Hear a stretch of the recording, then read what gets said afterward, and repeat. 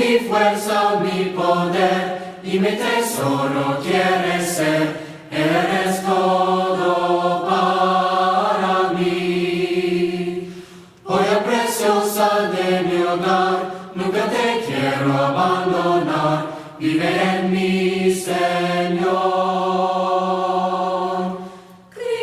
Eres mi fuerza, mi poder, y mi tesoro quieres ser.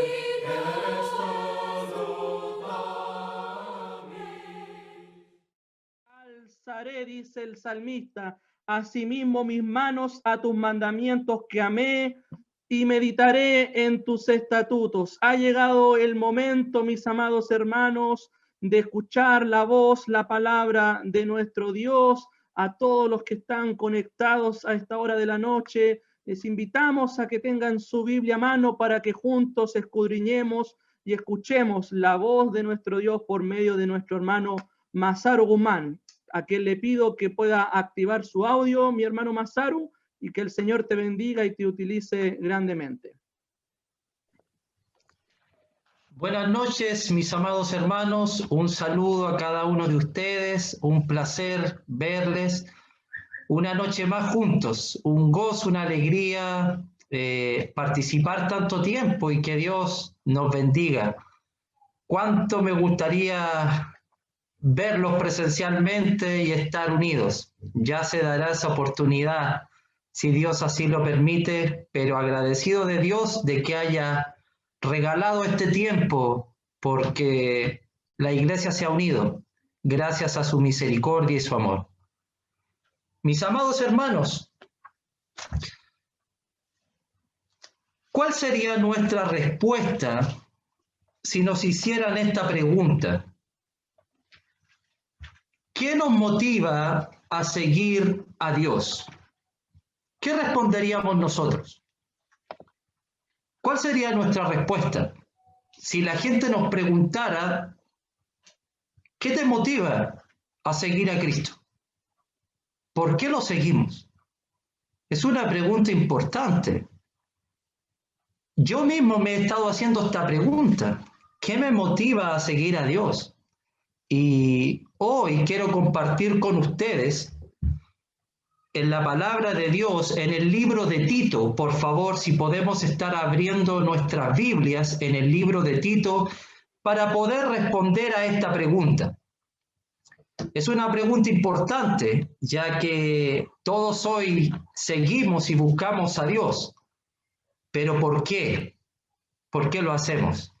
Bueno, cuando vemos el libro de Tito, que me gusta mucho, vemos que el autor del libro es el apóstol Pablo, según el capítulo 1, versículo 1. ¿A quién se dirige el apóstol? Versículo 4, a Tito, a quien lo considera un verdadero hijo en la común fe. Pablo, ¿por qué le escribe a Tito? Según el versículo 5, dice el pasaje, por esta causa te dejé en Creta para que corrigieses lo deficiente y establecieses ancianos en cada ciudad, así como yo te mandé. Hay deficiencias en las iglesias de Creta. Una de las deficiencias grandes está en el versículo 10, capítulo 1, versículo 10 y 11. Miren. Porque hay muchos contumaces, habladores de vanidades y engañadores, mayormente los de la circuncisión, judíos, a los cuales es preciso tapar la boca, que trastornan casas enteras enseñando por ganancia deshonesta lo que no conviene. Versículo 14. No atendiendo a fábulas judaicas ni a mandamientos de hombres que se apartan de la verdad. Los judíos, recordemos que en las iglesias de Creta hay dos tipos de hermanos, gentiles y judíos. Los judíos están entrando a las congregaciones en Creta y están motivando a la iglesia a que ellos puedan volver a cumplir la ley del Antiguo Testamento. Es un problema que Tito tiene que ayudar a la iglesia y corregirlo, pero también va a tener que establecer ancianos para que sean los ancianos que animen a la congregación a vivir en sana doctrina. Mire el capítulo 1, versículo 9. Dice así, hablando del anciano, dice que es retenedor de la palabra fiel, tal como ha sido enseñada, para que también pueda exhortar con sana enseñanza y convencer a los que contradicen. Van a ser los ancianos los que van a ayudar y guiar al pueblo de Dios, a la iglesia, a que vivan en sana enseñanza. Pero por sobre todo, es Tito quien tiene que mostrarse como ejemplo, en palabra y a través de su vida. Capítulo 2, versículo 1, dice: pero tú, a Tito, habla lo que está de acuerdo con la sana doctrina. Y versículo 7, presentándote tú en todo como ejemplo de buenas obras en la enseñanza, mostrando integridad, seriedad. Es Tito quien es el encargado de mostrar con su ejemplo cómo se debe vivir y cómo a través de la palabra, sanas enseñanzas, cómo guiar a la iglesia a vivir una sana doctrina. Hoy vamos a hablar una de las secciones de sana doctrina del libro de Tito. Vamos a ver el capítulo 2 del versículo 11 al versículo 14. Ese va a ser nuestro pasaje en esta noche. Dice así la palabra de Dios: porque la gracia de Dios se ha manifestado para salvación a todos los hombres, enseñándonos que renunciando a la impiedad y a los deseos mundanos, vivamos en este siglo sobria, justa y piadosamente, aguardando la esperanza bienaventurada y la manifestación gloriosa de nuestro gran Dios y Salvador Jesucristo, quien se dio a sí mismo por nosotros para redimirnos de toda iniquidad y purificar para sí un pueblo propio, celoso de buenas obras. Aquí comienza nuestro pasaje. Lo primero que Pablo nos va a enseñar en esta noche es que la gracia de Dios se ha manifestado. Y lo primero que tenemos que preguntarnos es, ¿qué es la gracia? Bueno, nosotros lo sabemos, usted lo sabe. La gracia, mi amado hermano, mi amada hermana, es un regalo que Dios nos da. Pero es un regalo inmerecido. Algo que yo no merecía, algo que usted no merecía. Dios da un regalo sin nosotros merecerlo.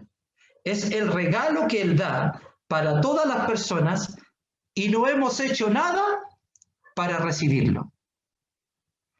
Y la particularidad no es para algunos. Según el texto, dice que la gracia de Dios se ha manifestado para salvación a todos los hombres.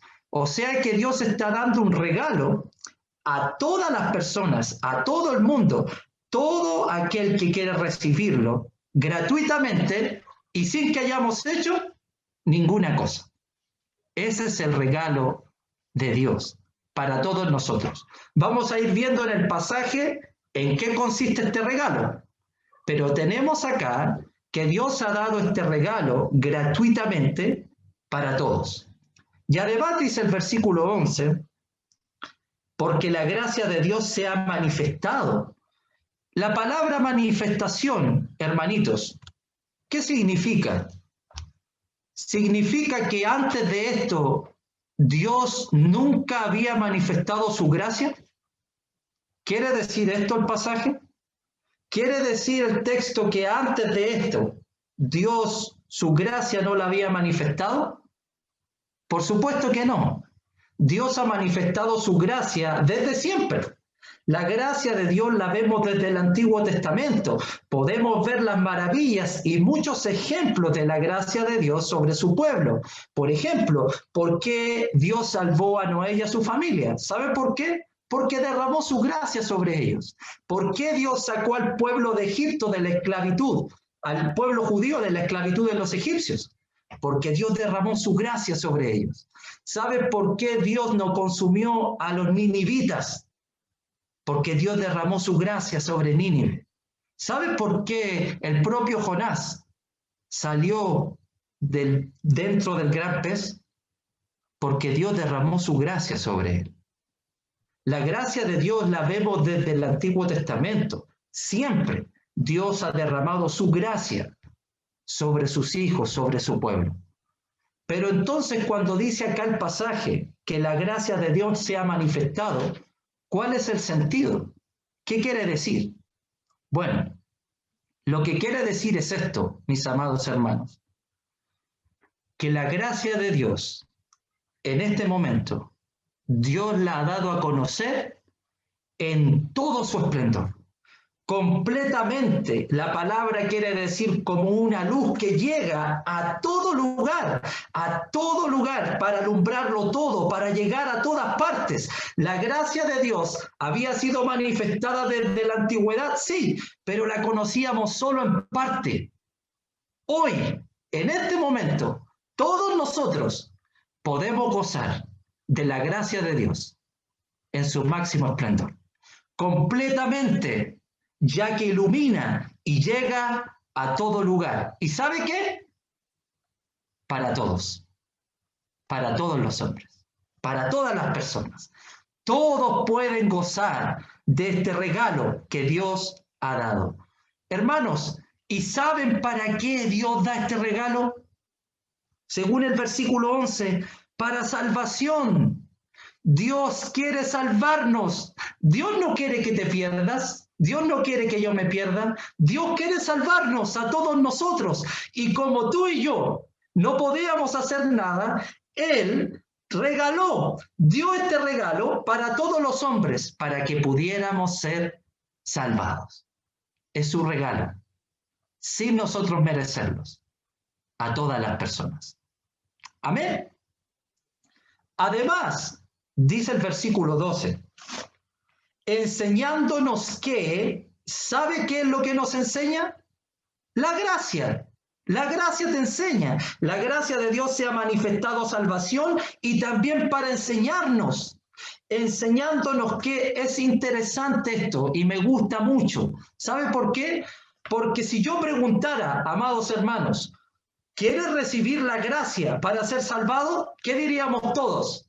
Amén, ¿cierto? Todos diríamos amén, porque queremos la salvación. Pero este pasaje también nos enseña que la gracia de Dios también ha sido entregada por Dios para enseñarnos.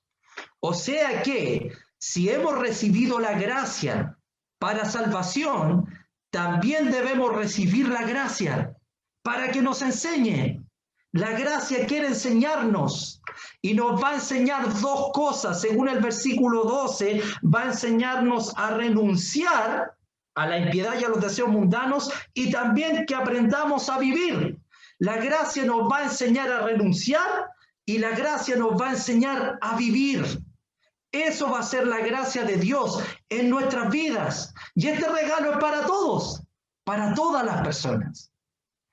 ¿A renunciar a qué? Según versículo 12, renunciando a la impiedad y a los deseos mundanos. Esto significa algo general, todo lo que no tiene que ver con Dios generalmente.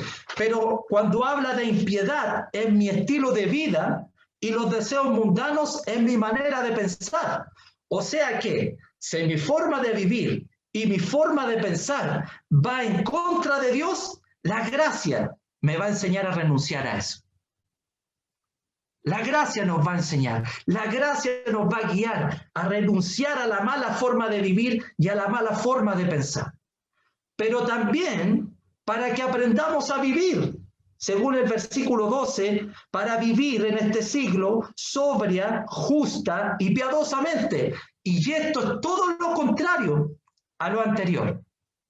Si mi vida era impía y yo tenía que renunciar a la impiedad, ahora la gracia me enseña a vivir piadosamente, para glorificar a Él, para vivir para Él, para exaltarlo a Él, para estar delante de Él. Si mi manera de pensar era mundana, ahora la gracia me va a enseñar a vivir y a pensar justamente, rectamente, para la gloria de Dios. Eso hace la gracia, pero debemos dejar que la gracia de Dios nos enseñe, porque la gracia de Dios te enseña a renunciar a nuestra mala forma de vivir y a aprender a vivir para la gloria de Dios. Amén. ¿Sabe por qué en la introducción hablé del versículo 10, 11 y 14 del capítulo 1? porque en las iglesias de Creta, cuando los judíos y gentiles se juntan ahí, hay un problema entre ellos. Hay un problema grave.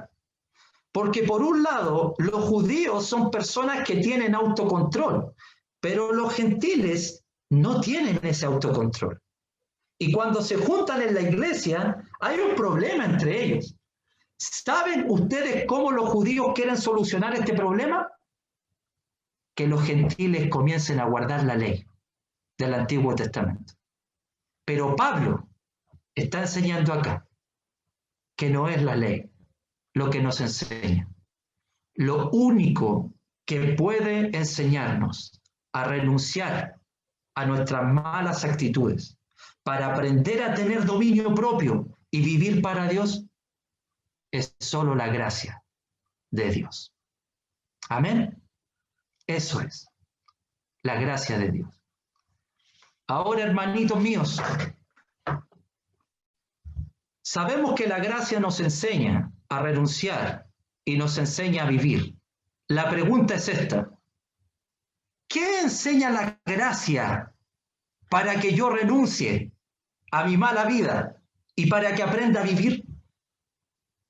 ¿Qué es lo que enseña la gracia para que yo aprenda a renunciar a mi mala forma de pensar y aprenda a ser renovado? ¿Qué es lo que enseña la gracia para que yo aprenda a vivir en este mundo? ¿Saben lo que es? Esto. Mire la última frase del versículo 13. Mire lo que dice. Jesucristo, versículo 14, quien se dio a sí mismo por nosotros para redimirnos de toda iniquidad. Amados hermanos, ¿sabes por qué aprendemos a renunciar a nuestro malo estilo de vida? ¿Sabes por qué tenemos que aprender a renunciar a nuestra mala forma de pensar? Porque Jesucristo se dio a sí mismo por nosotros para redimirnos. Amados hermanos, ¿sabes por qué esta noche nos reunimos como iglesia? Adoramos, cantamos, oramos a Dios, ponemos nuestras necesidades delante de Él, escuchamos su palabra y le glorificamos. Porque Jesucristo se dio a sí mismo por nosotros para redimirnos. Esa es la gracia de Dios. Este es el regalo que Dios nos ha dado para todos los hombres. ¿Cuál? Que Jesucristo se dio a sí mismo por nosotros para redimirnos. Esa es la gracia de Dios que ha sido dada para todas las personas. Jesucristo, nuestro Señor, se ha dado para salvarnos, para redimirnos a todos nosotros. Jesús hace el milagro para nosotros. No había nada que pudiéramos hacer para salvarnos, pero Él se dio a sí mismo, tomó nuestro lugar, sufrió nuestros dolores, el justo por los injustos, para que pudiéramos recibir este regalo, para que pudiéramos recibir el perdón, para redimirnos, para salvarnos de toda iniquidad. Y ahora que Él se dio, ya no hay castigo, porque Jesucristo cargó con Él. Ya no somos injustos, porque Jesucristo cargó con la injusticia. Ya no hay infierno, porque Jesucristo pagó el precio. Toda la gracia de Dios, todo su perdón, todo su amor, se llama Jesús. Esa es la gracia de Dios. La impiedad, los deseos mundanos, ahora podemos rechazarlos. Ya no estamos interesados en esas cosas. No tienen poder sobre mí. ¿Sabes por qué? Porque Jesucristo se dio a sí mismo por nosotros para redimirnos. Esa es la gracia de Dios. Amén. Este es el mensaje poderoso. Este es el regalo de Dios para el mundo. Su Hijo Santo vino a este mundo a morir para redimirnos de toda iniquidad. Y además dice el versículo 14, la segunda parte, y purificar para sí un pueblo propio, celoso de buenas obras. Para explicar esto, me gustaría, por favor, que no perdiéramos Tito y viéramos Josué capítulo 24, un momento, por favor. Josué capítulo 24, porque va a ser interesante. Josué capítulo 24, desde el versículo 14 en adelante. Hermanos, para ponerlos en contexto, este pasaje, capítulo 24 de Josué, es el último gran sermón de Josué al pueblo de Israel. Es su última predicación al pueblo de Israel y los va a animar a algo muy importante. Hermano, quiero que se fijen la palabra servir, por favor. Y si puede anotarla, anótela. Josué 24, versículo 14. Dice esto Josué al pueblo. Ahora pues, temed a Jehová y servidle. Ahí está la palabra. Anótela todas las veces que aparece.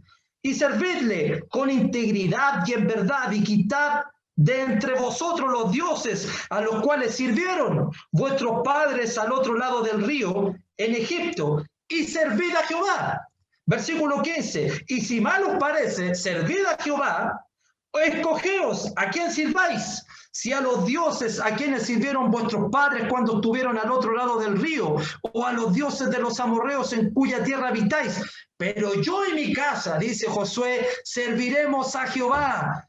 Escuche, Josué termina el libro tal como empieza en el capítulo 1. Yo y mi casa serviremos a Jehová. Y lo que le está diciendo al pueblo, sirvan a Jehová, sírvanlo, sírvanlo, sírvanlo y sírvanlo. Yo y mi casa le serviremos. Y cuando el pueblo escucha estas palabras, se animan y dicen esto, versículo 18. Y Jehová, esto está diciendo el pueblo, y Jehová arrojó de delante de nosotros a todos los pueblos y al amorreo que habitaba en la tierra. Nosotros pues también serviremos a Jehová, porque Él es nuestro Dios. Amén. ¿Qué causó la predicación de Josué a los hijos de Israel? Sirvan a Jehová, sirvan a Jehová, sirvan a Jehová. Yo y mi casa serviremos a Jehová. Y el pueblo cuando escucha dice, nosotros también serviremos a Jehová. Pero ¿sabe lo que les dice Josué ahora? En el versículo 19. Miren. Entonces Josué le dijo al pueblo, no podréis servir a Jehová. Escucha, hermano. Pueblo, sirvan a Jehová, sirvan a Jehová, sirvan a Jehová. Y cuando el pueblo se anima y dice, serviremos a Jehová, Josué les dice, ustedes no pueden servir a Jehová. No pueden servirle. ¡Wow! ¡Qué contradicción pareciera! No pueden servir a Jehová. Él los está animando a servir a Jehová, pero al final les dice, ustedes no pueden servirle. ¿Y saben cuál es la razón? El versículo 19 dice esto. Porque Él es Dios santo y Dios celoso. No sufrirá vuestras rebeliones y vuestros pecados. ¿Cuál es el problema? ¿Cuál es el problema? Aunque el pueblo quisiera servir a Jehová, aunque el pueblo propusiera servir a Jehová, no podían. Porque Dios es un Dios santo, Dios es celoso y no tiene nada que ver con el pecado. Y el pueblo volvía a pecar, y volvía a pecar, y volvían a pecar. Y no había solución para el pecado, no había solución para eso. Por eso no podían acercarse a Dios, por eso no podían servirle. No podían. No hay solución. Excepto por algo.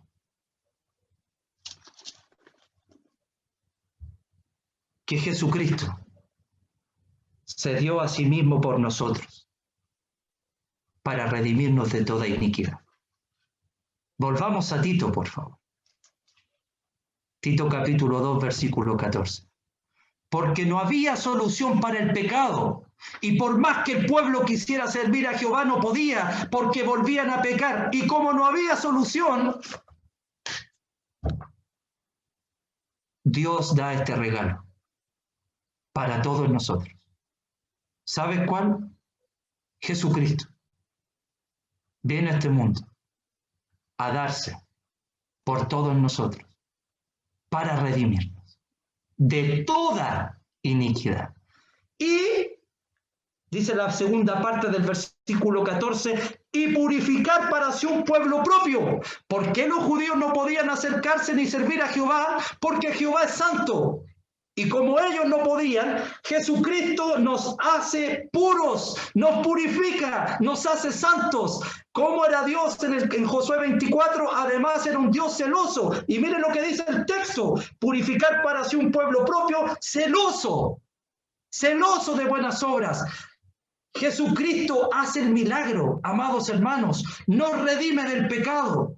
Nos hace santos, puros, y nos hace un pueblo celoso. Nos da el carácter de Dios para todos nosotros, para que podamos ir a su presencia confiadamente. Ese es el regalo de Dios para todos nosotros, sin que nosotros lo mereciéramos. Esta es la gracia de Dios. Y este es su regalo. Jesús nos redimió, nos rescató, nos purificó y nos hizo un pueblo celoso para la gloria de Dios. No es que solamente nos guste hacer cosas buenas. Es un pueblo que desea hacer lo bueno. Amén. Celoso que desea hacer lo bueno. Ok. Como ya nos queda poquito, el versículo 13 me lo salté a propósito para terminar con él, porque quiero mostrarles algo maravilloso. Dice, versículo 13, aguardando la esperanza bienaventurada y la manifestación. Hermano, Jesucristo nos redime, nos salva, nos purifica, nos hace un pueblo celoso. Podemos ir a la presencia de Dios con confianza. Pero en el versículo 13 existe la misma palabra que está en el versículo 11. Manifestación. En el versículo 11, la manifestación de la gracia fue por completo. La gracia se manifestó por completo. Pero en el versículo 13, esperamos la manifestación. En el versículo 11 la manifestación llegó completa de la gracia de Dios. Pero en el versículo 13 esperamos la manifestación. ¿De qué? Según el texto, aguardando la esperanza bienaventurada y la manifestación gloriosa de nuestro gran Dios y Salvador Jesucristo. ¿Sabe qué significa? Esperamos la manifestación de la gloria de Dios por completo. ¿Conocemos la gloria de Dios? Sí, en parte, solo en parte. Pero cuando Él se manifieste, Jesucristo, nuestro Señor, nuestro Salvador, conoceremos la gloria de Dios en su máximo esplendor, completamente, todos nosotros. Eso es lo que esperamos nosotros, todos los cristianos. La manifestación gloriosa de nuestro gran Dios y Salvador Jesucristo. Amén. Hermano, ¿el cristiano vive en el tiempo de la pandemia? ¿Vive en el tiempo del COVID? ¿Vive en el tiempo de enfermedades? No. El cristiano vive entre la gracia y la gloria de Dios. Ese es el tiempo en que vivimos nosotros. ¿Van a haber enfermedades? Sí, pero el cristiano vive entre la gracia y la gloria de Dios. Amén. Y esta gloria es que veamos a Jesucristo en todo su esplendor, cara a cara. Ese es el regalo que Dios nos tiene a todos, a todas las personas, porque la gracia de Dios se ha manifestado para todos. ¿Se recuerda la pregunta que hice al principio, mis amados hermanos? ¿Qué te motiva a seguir a Dios? ¿Qué nos motiva a seguir a Cristo? ¿Por qué estamos acá? Voy a hacer algunas preguntas solo para que pensemos. ¿Por qué vamos a la iglesia? ¿Por qué estoy en este camino? ¿Es porque lo paso bien en la iglesia? ¿Es porque mis papás me dicen que vaya? ¿Por qué voy? ¿Por qué sigo a Cristo? ¿Es porque si no sigo a Cristo me voy al infierno? ¿Esa es la motivación que tenemos? ¿Nos motiva el infierno? ¿Eso nos motiva? Si no voy a la iglesia, si no cumplo sus mandamientos, ¿me voy a ir al infierno? ¿Esa es tu motivación?